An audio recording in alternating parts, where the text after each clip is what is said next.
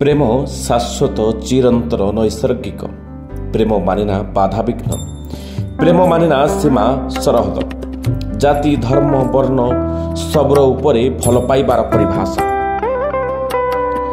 ପ୍ରେମ ପାଇବାରେ ଥାଏ, ଥାଏ ବି ହରାଇବାରେ। ସେଥିପାଇଁ ତ କେବଳ ଉତ୍ସର୍ଗ ହିଁ ପ୍ରେମ। ଦୁଇଟି ମନର ମିଳନ ହିଁ ପ୍ରେମ। ପ୍ରେମ ହେଉଛି ଦୁଇଟି ଅକ୍ଷର, ହେଲେ ଏହାର ଗଭୀରତା କେତେ ଆଜି ଯାଏ କିଏ ବି ମାପି ପାରିନାହାନ୍ତି।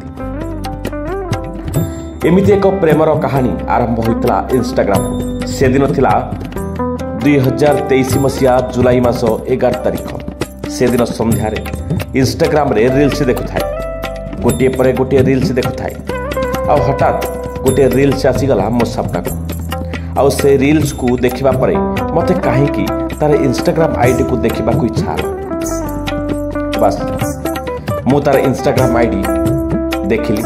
ତାର ପ୍ରାୟ ସବୁ ରିଲ୍ସକୁ ଲାଇକ୍ ମଧ୍ୟ କଲି। ଏତିକିରେ ଆରମ୍ଭ ହୋଇଗଲା ପବିତ୍ର ପ୍ରେମ। ସତରେ ପ୍ରେମ କେତେବେଳେ କାହା ସହିତ କେଉଁଠି ହୋଇଯାଏ ତାହା କାହାରିକୁ ଜଣାନଥାଏ। କାହିଁକିନା ମୋ ଭଳି ଜଣେ ସାଧାରଣ ଯୁବକ, ଯିଏ ଆଜିର ଚାକଚକ୍ୟ ସମାଜ ଠାରୁ ବହୁ ଦୂରରେ। ସେଇ ଗାଉଁଲି ମଫୁ ଭଳି ମୋର ବେଶ ପୋଷାକ। ଏଭଳି ପିଲାକୁ କିଏ ଅବା କାହିଁକି ଭଲ ପାଇବ? ହେଲେ ଇଏ ପା ପ୍ରେମ। ପ୍ରେମ କ'ଣ ଦେଖେ କଳା ଗୋରା? ପ୍ରେମ କ'ଣ ଦେଖେ ସୁନ୍ଦର ଆଉ ଅସୁନ୍ଦର? ସବୁକୁ ପଛରେ ପକାଇ ପ୍ରେମ ହୋଇଯାଏ। ସେଥିପାଇଁ ତ ବଡ଼ ଲୋକମାନେ କୁହନ୍ତି, ଯିଏ ଯାହା ପାଇଁ ଗଢ଼ା ସିଏ ତାରି ହାଣ୍ଡିରେ ହିଁ ଚାଉଳ ପକାଇବ।